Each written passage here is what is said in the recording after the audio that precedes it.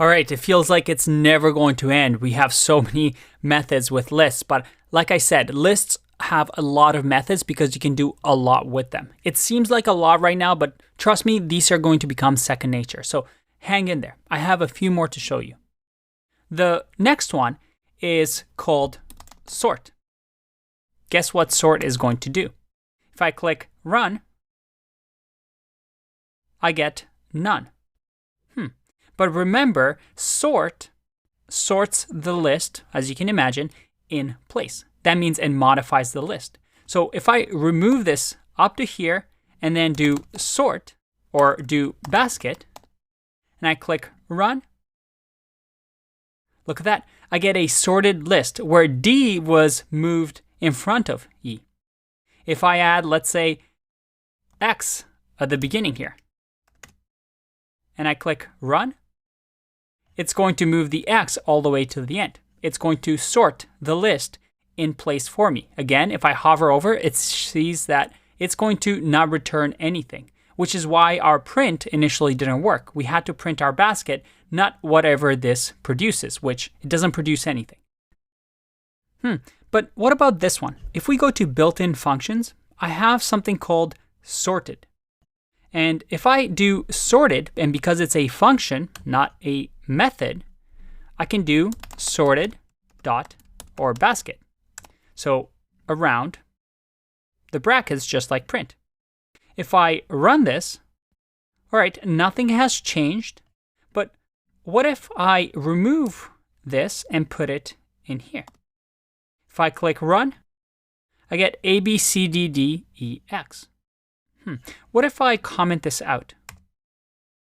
So that we're not sorting it anymore. We just have the basket and then we run this sorted function. If I run, did you see that? Sorted, I know it's confusing. Why do they even have two? But sorted produces a new array. So if I do print basket here and I click run,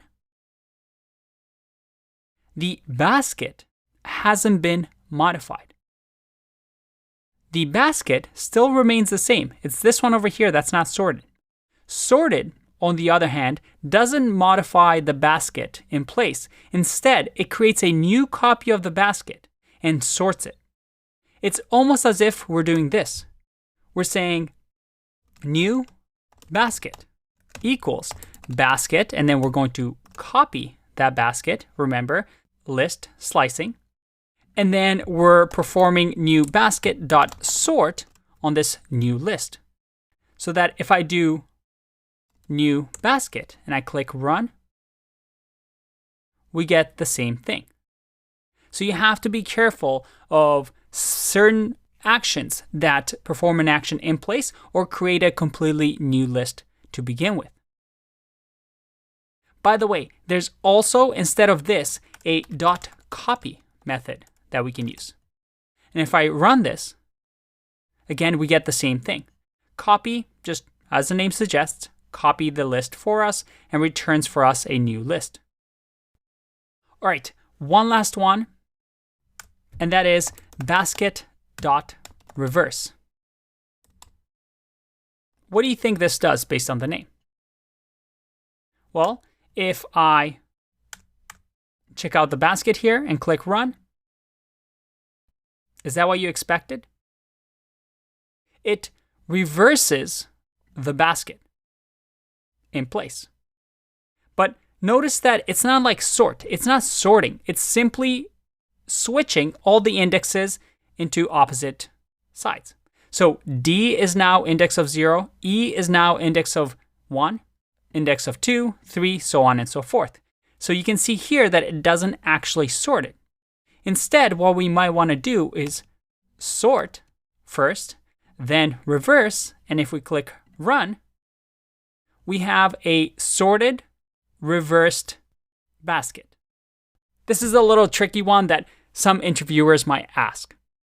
All right, good job getting this far. We're almost done with lists. So I'll see you in the next video.